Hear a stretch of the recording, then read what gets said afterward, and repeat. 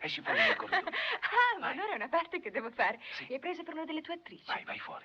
E pensare che la parte dell'amante Carla in 8 e mezzo Sandra Milo non la voleva neppure fare. Correva l'anno 1963 ed era un'Italia rigorosamente in bianco e nero, almeno su pellicola. Fu solo l'insistenza del maestro Federico Fellini a farle cambiare idea e catapultarla nella storia del cinema italiano e mondiale. Di Fellini fu musa e amante, Sandra Milo Sandrocchia, il vezzeggiativo del regista riminese, che poi la volle anche in Giulietta degli Spiriti, uno dei primi lungometraggi a colori.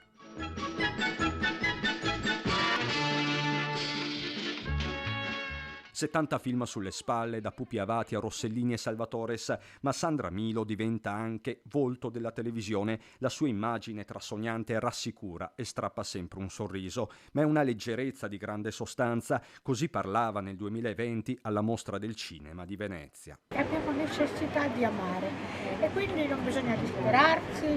Ci sono momenti brutti nella vita, si sa, passa e passerà anche questo. Forza e coraggio. Già l'amore, quelli di una vita. Lo stesso Federico Fellini, ma anche Bettino Craxi, Sandrocchia non ne ha mai fatto mistero, prendendo in contropiede il gossip eppure i ben pensanti. Tra gli affetti più recenti c'è anche un trevigiano immortalato al suo fianco sul red carpet veneziano nel 2019. Si tratta di Alessandro Rorato, già ristoratore a Salgareda. È un momento difficile, non sentivo Sandra da qualche anno, dice Rorato, esprimo la mia stretta vicinanza alla famiglia, non me la sento di parlare oltre. A ricordarla oggi è il Veneto intero, dal presidente Luca Zaia alla Biennale del Cinema, che parla di icona capace di destreggiarsi dalla commedia al dramma. Al Lido Sandra è stata una presenza costante, un abbraccio corale lungo 90 anni di storia italiana.